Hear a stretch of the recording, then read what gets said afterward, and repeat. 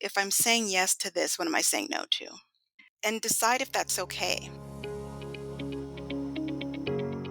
What can you sacrifice to make space for that joy? Because often the joy isn't there not just because it isn't recognized or identified, but because there's not space for it. Self-determination, autonomy, agency, having choice is freedom. And that's such a powerful, inspiring, creative act. You're listening to Solving for Joy. I'm your host, Dr. Chrissie Ott. Hello, and welcome to Solving for Joy. I am so delighted to be joined by Dr. Tracy Asamoah today, my friend and colleague. And welcome, Tracy. So glad to have you here. Thank you for having me. Absolutely. Tracy Asamoah is a child and adolescent psychiatrist by training who has transitioned to full-time coaching, consulting, and medical adjacent activities with a particular passion for coaching people in positions of or on tracks of leadership uh, in the vein of transformative leadership. So I'm sure that we'll touch on that during our conversation today. We're so glad to have you here. So I know, Tracy, that you've spent a lot of your life helping others navigate change, both through your clinical role in psychiatry and through coaching and other endeavors. Let's start by hearing just a little bit about what sparked your journey into this work, and how does it intersect with the concept of solving for joy through transitions? Mm. Yeah, I have to probably think pretty far back in my childhood to think about where a spark for doing this kind of work came from. And not having a name or label for it back then, I just knew I wanted to deeply understand people and help people and be a resource for people. When I was a kid, I loved babies, I loved kids. I wanted to be a pediatrician. I knew that from a really young age. I was a kid who needed to work with kids, and decided pretty early on that it seemed to make sense that being a pediatrician or something like that would be a great goal for me. And so went through medical school, and in medical school discovered mental health and specifically child psychiatry, and that just clicked for me. And I don't know if I can tell you why that clicked. I mean, part of the reason is going through medical school, I realized that I wasn't as interested in some of the more technical, procedural aspects of medicine. I really wanted to understand people's stories and be able to understand how I could help them. I loved thinking about how people thought, how people behaved, and all of that stuff really made sense to me. And so I went into child psychiatry, practiced for over 2 decades, and a couple of things influenced my journey into coaching. I knew some way, maybe, I don't know, 5, 10 years into practice, that I would want to bring other things into my work, that I was not someone who really enjoyed just doing one thing, that I like having lots of different things and ways that my brain can work and create. And so I played around with writing a lot early on. I did all sorts of things. My husband and I worked on a couple of different startups that we thought about. So I just kind of explored whatever sparked my interest. On every personality assessment and strengths assessment, it's always kind of thinker and ideator and innovator. Like, I'm constantly just thinking and creating in my brain, and have always known that that needs to be an active part of what I do full time. Um, Even when I was practicing clinically, I understood that right after residency and fellowship, the first year that I was out practicing, I was diagnosed with an autoimmune disorder. And because of that, I decided, not knowing what, 10, 20, 30 years would look like, that I wanted to have as much control as possible over how I lived my life personally and professionally. And so I just started toying around with what other things might be available to me if I decided to not practice clinically or I couldn't practice clinically. And I wanted to decide it. I didn't want that to be decided for me. And around the same time, I discovered coaching, had very little idea of really what that meant. And this was, you know, over 10 years ago now. And so coaching in medicine really wasn't a thing. And so I had never been exposed to it. I kind of knew, like, I'd heard of Tony Robbins, and then I had picked up some books, and I had that vision of coaching. And so I wasn't quite sure what to do with it. But what I did understand was it was another way to help people and to understand people. And I love the idea of helping people who are working towards an aspiration or a goal that I could support them with. Oh, thank you for that mini encapsulated biography. I heard love kids, love stories and writing, love behavioral and thought work, and that you had a sense of something else on the horizon that you always did, partly because you're such an ideator and creator. And then when this chronic diagnosis came on, what it sparked for me is the importance of right relationship, right? Autoimmune disorders are a question of recognizing self versus other. And in a fractal way, almost, you decided I'm going to recognize self other on a macro level and be in right relationship, in part because I'm also responding to this diagnosis. I love the harmonics of that. Yeah, I had this sense pretty quickly that I wanted as much as possible to be self-determinant, and that I wanted it to be from a place of me kind of at my optimal self, and not from a place of working with limitations that, sometimes these diagnoses bring. They bring limitations to what you're able to do and how you're able to be present. And I really wanted to make as many decisions as I could about the direction I would take from a place where I was kind of fully able to do all of the things that I wanted to do, and to use that to be able to make decisions. I didn't want to feel like I was making decisions under duress. And I'm a creator. I love creating. I love the act of planning and thinking. And so I think another part of it is I just got an opportunity to think really intentionally about my future and visualize it and plan it and think of all the options that I could have, and just, think about the other things that I might be able to explore. And that was really appealing. It was really appealing to say, oh, getting my medical degree wasn't the end point. It was a jumping point, and it was also just another tool in my toolbox of all of the ways that I could fully be, who I was supposed to be on this earth. Yes, that's beautiful. Self determination, autonomy, agency, having choice is freedom. Yeah, yeah, absolutely. It is freedom. That's such a powerful, inspiring, creative act. And I really love how you describe coaching as another way to help people. It's really just kind of what it boils down to. Here is a fun fact that I just discovered today, Tracy. I was searching for an email from you, and I searched my inbox for Tracy Asamoah.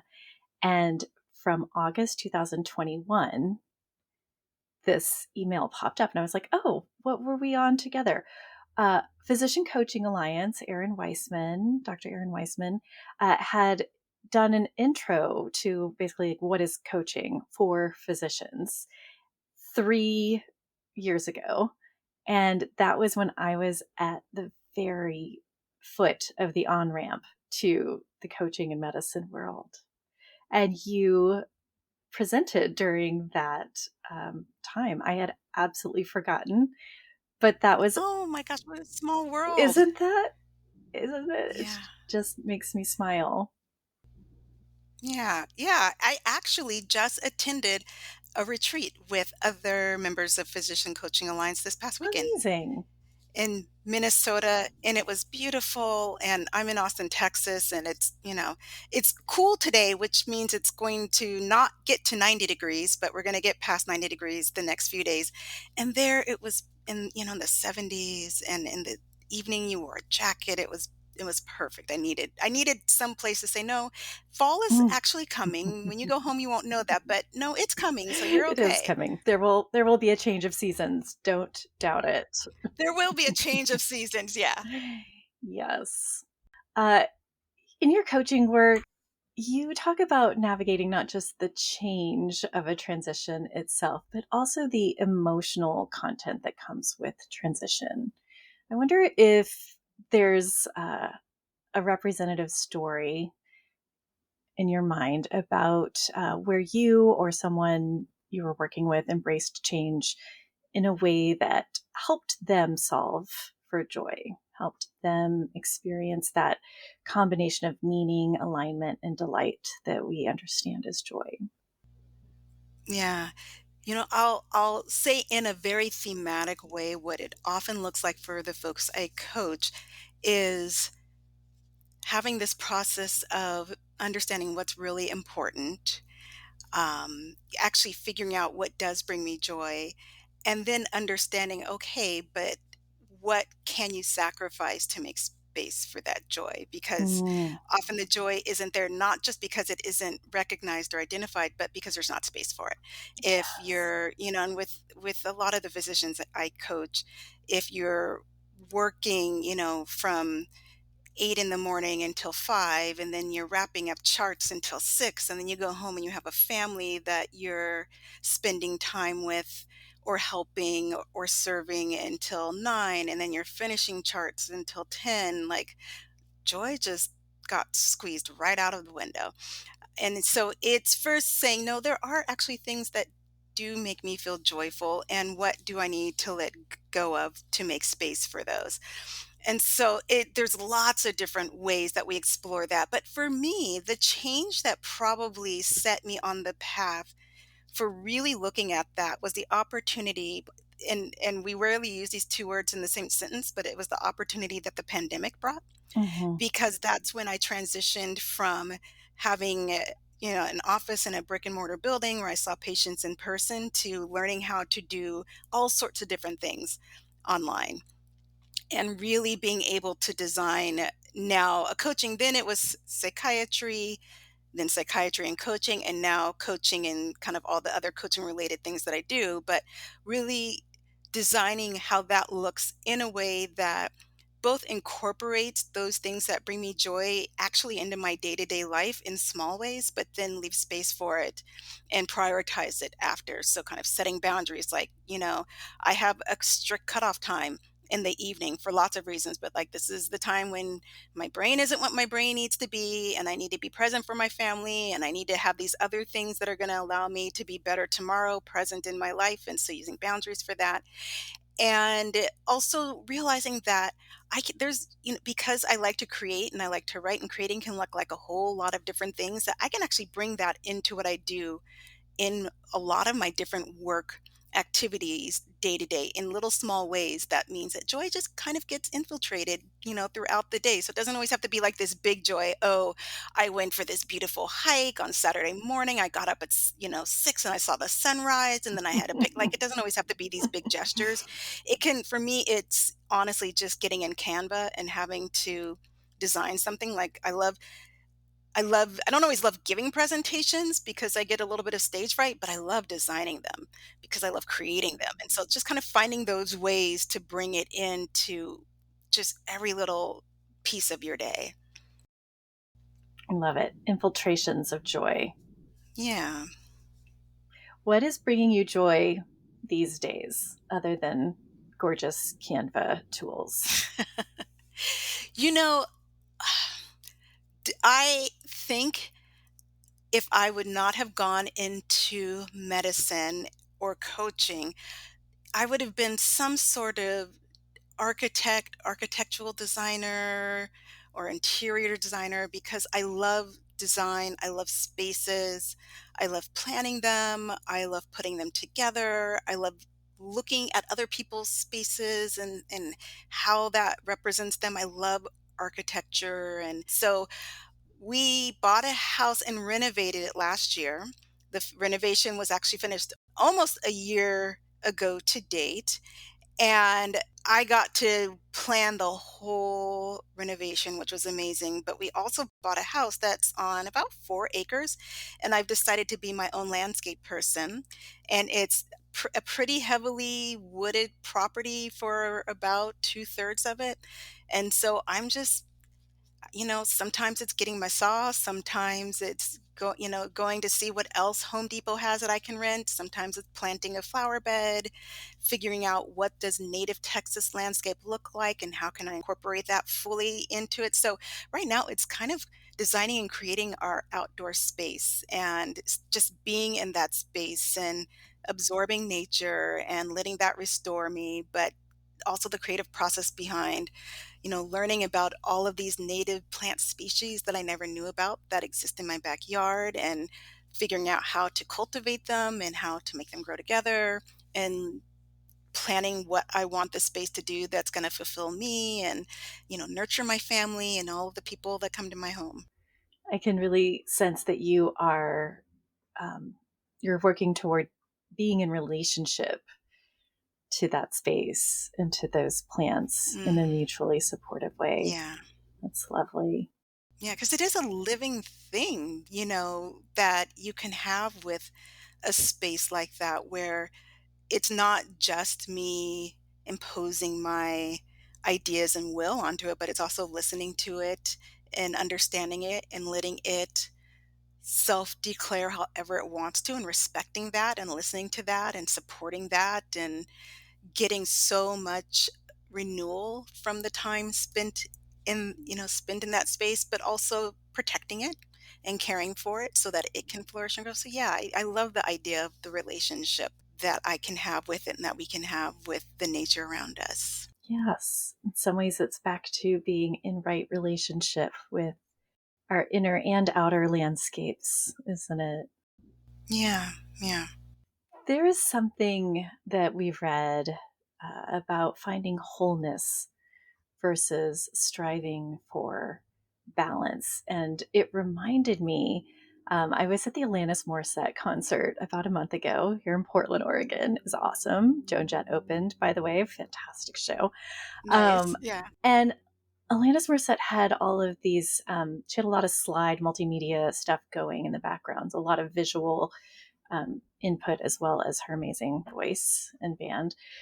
Anyway, one of the slides just grabbed my attention and it said wholeness over wellness. And Mm, I had this very visceral yes reaction to that. Like that is that is where it's at. That's the opposite of the toxic positivity, where so many wellness programs, corporate wellness programs in general, are working to use the tools of positive psychology, but in some ways it gets to this feeling of almost co opting the tools of positive psychology. And then the employed people may feel that there's something not quite clean about this advice to take care of myself. There's something not quite free of confusing motives in this mhm. messaging. Uh, I'm curious about your wholeness versus balance perspective and what you might like to share with our listeners today about your perspective on those thoughts.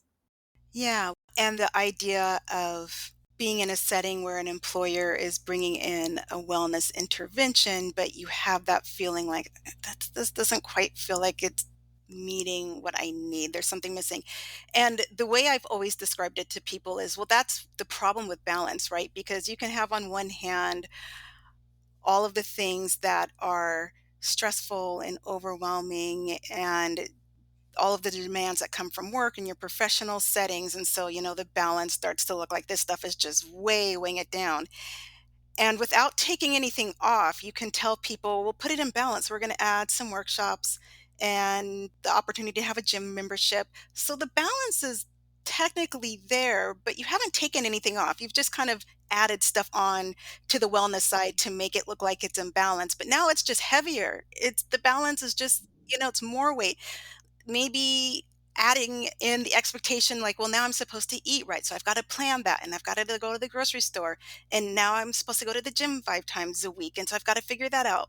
And so that can feel like it's just adding what's supposedly wellness and positive onto something that's already heavy without anything having to been removed from the side that was making it heavy.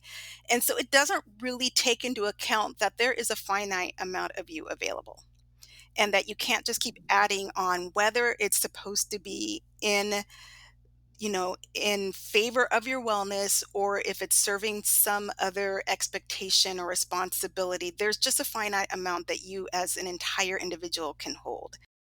And so I used to talk to people about picture that you're a pie and, a pie is just round. You can slice it as thin or you can make huge slices, but you only have that pie.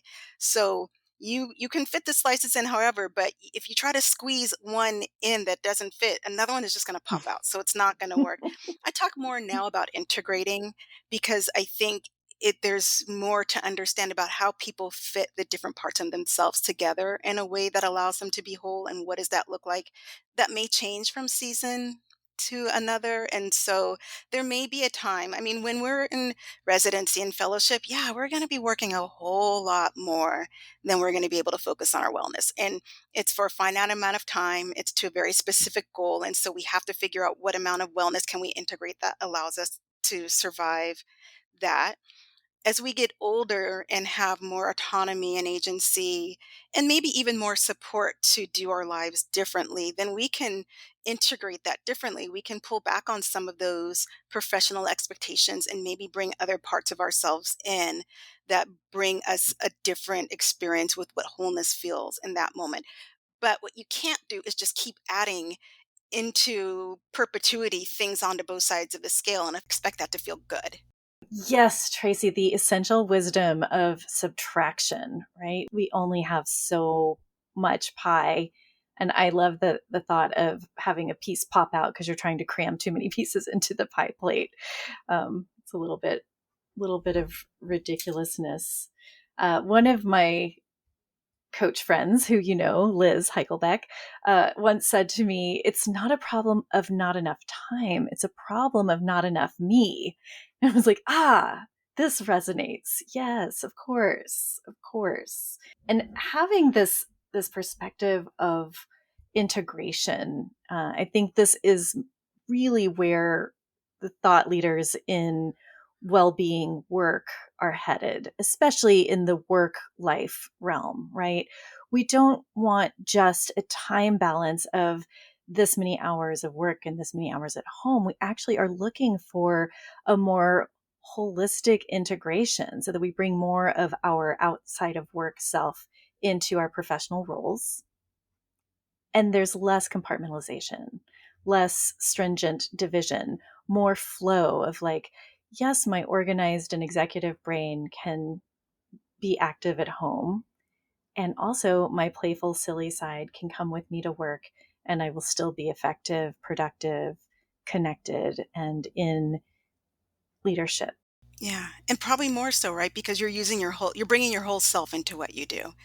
And if we're able to develop our whole selves and bring that in meaningful, intentional ways while sharing a vision and a goal with those that we are collectively working with or that we're leading, then you're better at your job, you're a better employee, you're a better leader because you're using parts of yourself that are only going to facilitate you being more effective and more joyful. And then if you're more joyful, you're more effective.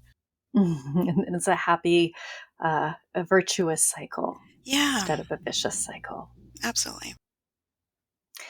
Thinking about pie charts reminds me of a very familiar pie chart to you and me. It's the Stanford WellMD image of well-being, professional well-being in medicine.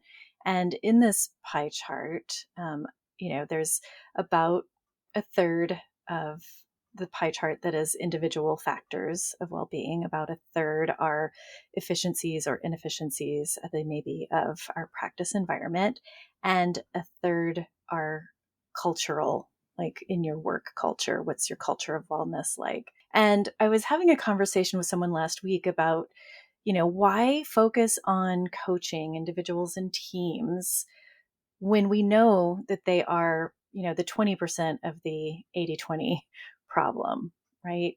And my proposal was it's because that's the lever, right? That's the part of the instrument that we can actually get engaged that will, with the right fulcrum, move the 80% little by little.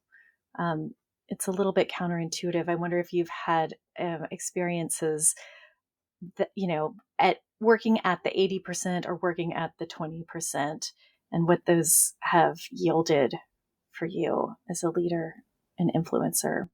Yeah. Yeah, I'll give you an example of someone that I coached, and we didn't use all the terminology, but the concept for her that she was grappling with was she was struggling with the work demands that she had placed on her and didn't feel like they weren't over the long term sustainable. She also had a lot of frustration about the systemic pressures on other people and the clinic flow and the expectations on the staff. So this whole kind of problem of this misalignment with how a hospital runs as an organization and how a hospital serves the populations of patients that it serves, with humans centered in serving that care, right? And those two Mm, things are often following different agendas. And when we were exploring, so what does she do in this? First it's like, well, where do you have power in this? And it's that 20% that you actually, for most people, initially have power and at least have the most power. And one of the decisions for her was, do you have the capacity to also battle this other piece of the pie? Like, maybe that's not where you want to have your fight, because that's going to take a lot of work. mhm, Because you're not, if you're going to dive right into the systemic piece and try to fight that beast, that is going to take a lot more effort and energy. And in all reality, may not get, very much out of it. If that's the fight you want, which a lot, there are people who are absolutely ready to do battle with the system, great, because we need that. But she was struggling because she didn't see them as two separate battles. It's just like, this all feels bad, and I need them to change this, and they need to not have this expectation. And I'm like, well, which battle are you going to fight for? What makes sense for you right now, or what the systemic expectations are? And I think one of the things that come up with some of these wellness interventions that organizations bring is that in all honesty, if you look at individual, just kind of clinically practicing employees and the administrative business arm, there are two different agendas that often don't align. And so bringing in a wellness intervention, if you're on the business side, what outcomes are you measuring? Sickness days, staff turnover, all the things that cost the business based on the behavior of the staff or their ability to kind of practice clinically. So then you're going to be looking for the outcomes of, are people quitting, and are we hiring people, and how much expenditure is there to hire a new person, and how many sick days are people leaving? And you're just kind of focusing on those numbers. But if you're the person who is going home and staying up till 10:30 or 11 finishing charts and getting double or triple booked for patients, and then you're running through your lunch, you just want them to tell you that you can have an hour protected for lunch and half a day protected each week for admin time, which may mean that you see fewer patients, which is going to them look like fewer encounters. So already the agenda and the outcomes are competing. And I think that's what becomes really difficult when an organization brings in a wellness intervention, but there isn't a co-designed understanding of what the outcomes and expectations from that intervention are. And so that's kind of how I look at the pieces, as the individual living And in that so, experience of yeah, experiencing burnout or overwhelm, or just, feeling like your clinical practice is being weighed on by the expectations to teach or do research if you're in an academic institution. And so you're just trying to figure out, how can I live this day to day, may look very different to someone who has a board and who has other stakeholders that are looking at a financial, they're looking at the budget and they're trying to figure out, does this budget look like what we want it to look like? Absolutely. And no one of those perspectives is a wrong perspective. They're just different Yeah, perspectives.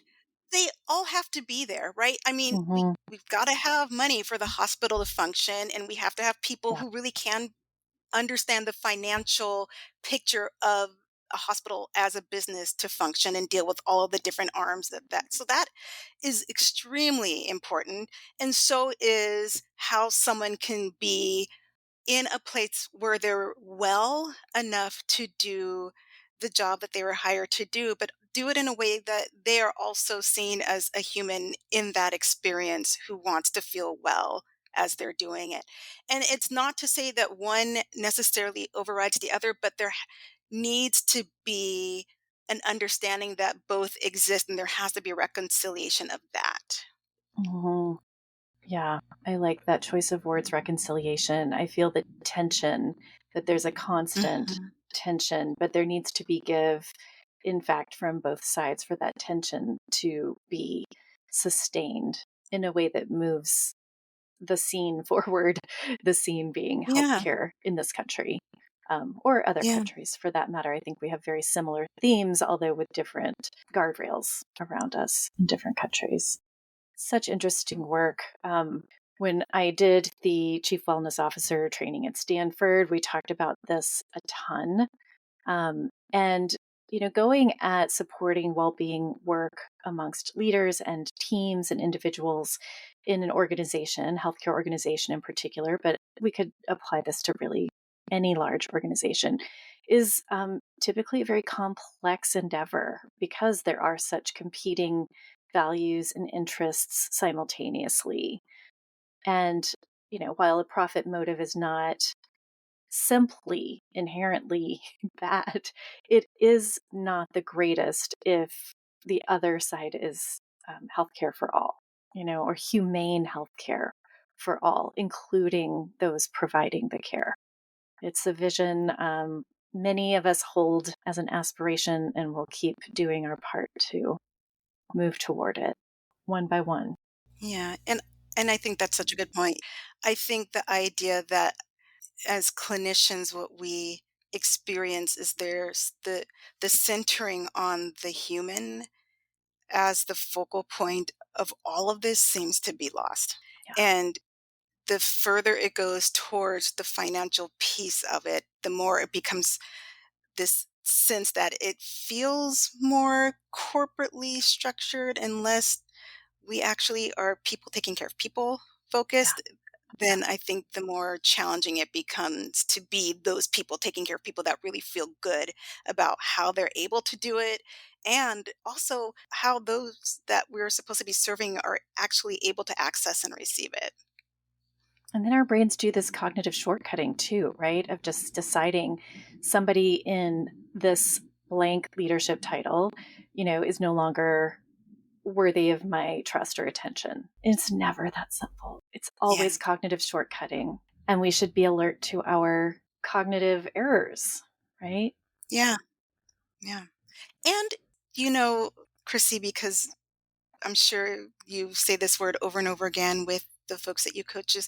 We can also just be curious about those roles that we don't know. I was talking to a new client today who is a physician leader and trying to decide where in leadership she wants to go and what the struggles have been. And we talked about all the things that are different from being a clinician and a leader.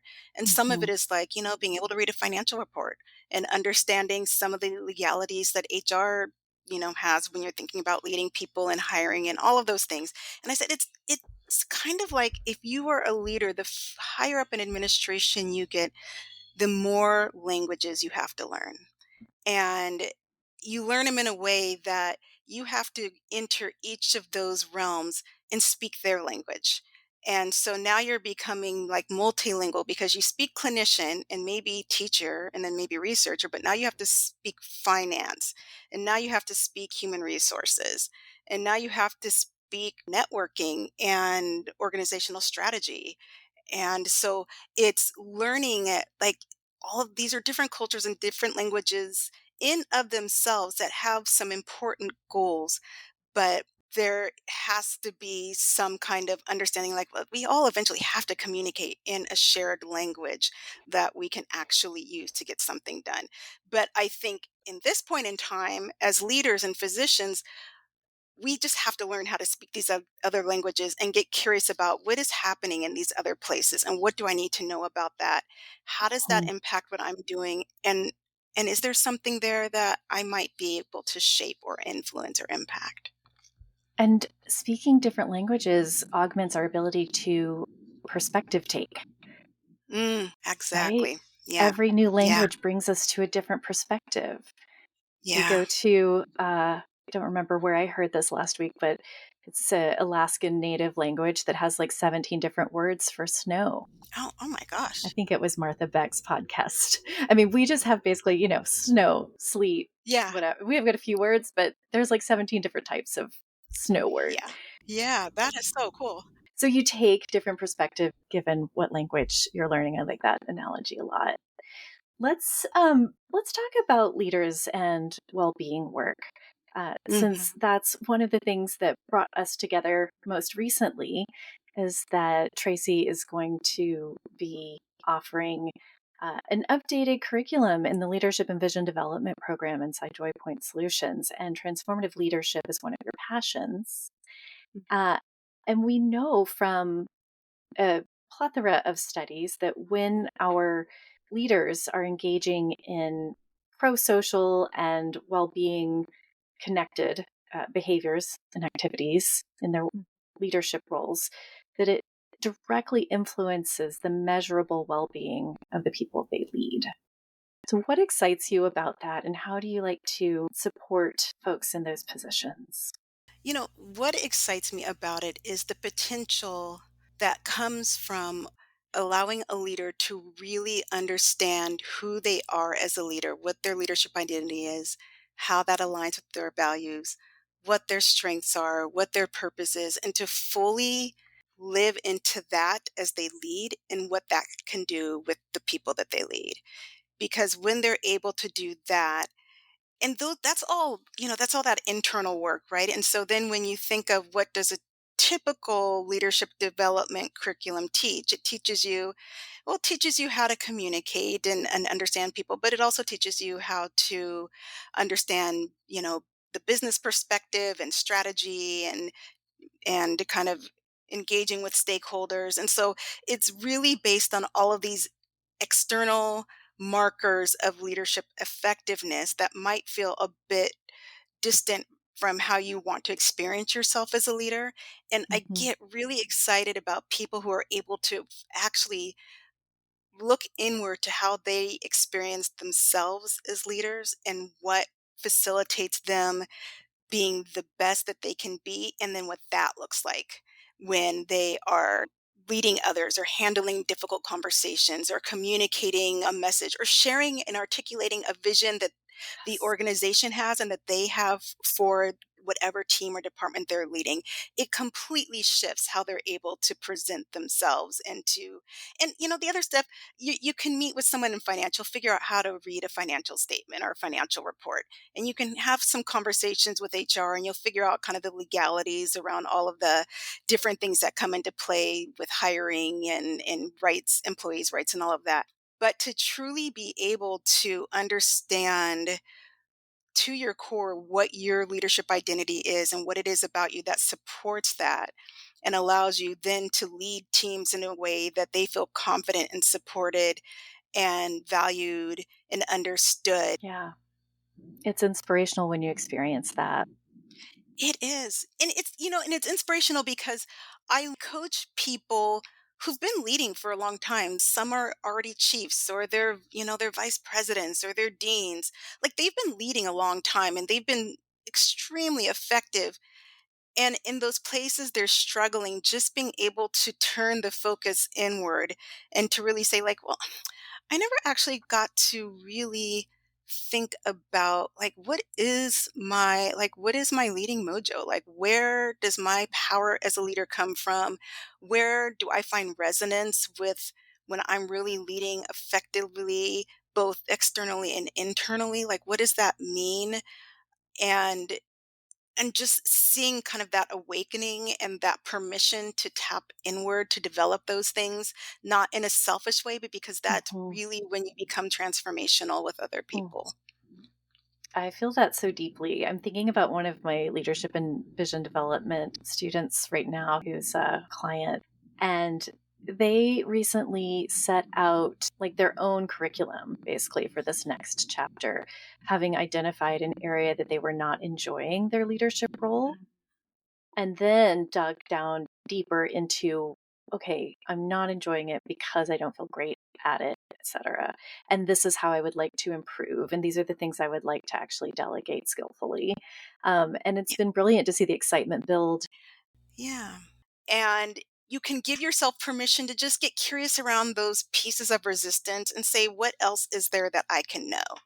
And is there something to do? And maybe there's not, but if there is, how can I do that? So, like your client, I'm going to just let these people handle this and I'm going to focus on this. And that is actually a better way to lead in this particular area. It's just that's so beautiful to be able to do that and to have that discovery.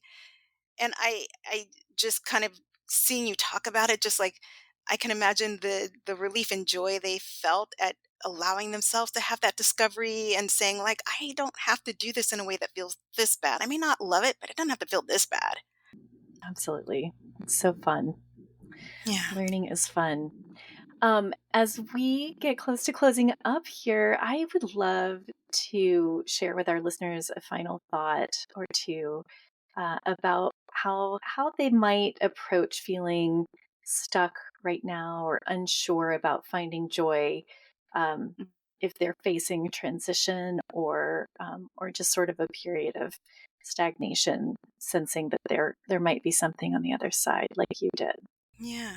I mean, something that I had to do is figure out what brought me joy and actually just realize that like, oh, there are actually things that I enjoy doing that I want to have as part of my life.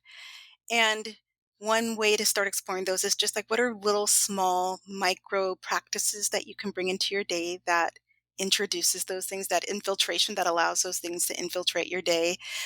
It can be the tiniest, the tiniest thing. For me with design, sometimes it's 5 minutes looking at this website called House that just shows a bunch of beautiful interior design pictures. And I can do that for like 5 minutes. And I'm like, all right, that's microdosing. That's what I needed to get through the rest of this afternoon. Little But also refresh. a little refresh, right? And Mm. another thing, and this is a coaching question that I think is so powerful, is when you are adding things onto your plate, always ask yourself, if I'm saying yes to this, what am I saying no to? Mm. And decide if that's okay. And I even with some of my clients who are struggling with a boss or a supervisor bringing more and more projects to them, even some that maybe aren't quite in their role, putting it to that person, I'd be happy to help you with this, but then that means I'm not going to be able to do this anymore, or I'm going to Yeah. have to offload this.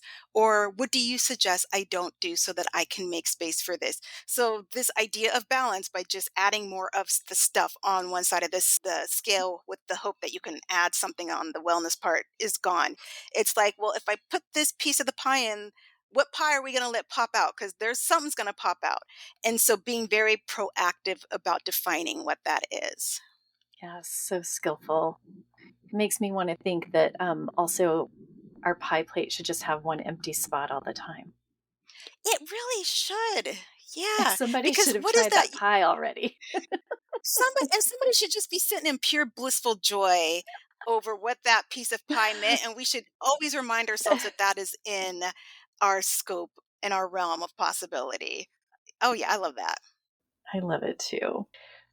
Tracy, thank you so much for having this conversation with me today. I know that we have so much fun work to do together ahead, and I'm just so delighted that you are a part of Joy Point Solutions. And my dear friend and colleague, thank you for all the wisdom you shared with us today. As a reminder, if you want to find Tracy and her professional work, you can find her at joypointsolutions.com, as she's one of our coaches. And her coaching and consulting is also available through Tracy's own website, tracyasamoahcoaching.com. All of this is in the show notes as well. Thank you so much, everybody. We'll see you next week. Thank you so much for being with us today. Join me next week when I'm going to take you through a story about my own journey solving for joy in the midst and aftermath of a natural disaster, Tropical Storm Imelda, and ways to maximize our chance of achieving post-traumatic growth instead of post-traumatic stress. Hope to see you then. I want to take a moment to acknowledge my incredible team. Our music today is by Dennis Kishcook, cover photography by the talented Shelby Bracken. This podcast is produced by the amazing Kelsey Vaughn. Post-production and more are handled by Alyssa Wilkes and my executive assistant, Rachel Osborne. A special shout out to my steadfast friend and director of operations, Denise Crane, and to the one and only loyal champion #1 fan, Suzanne Sanchez. Thanks again for tuning in. May we continue caring for ourselves and others, and may we continue solving for joy.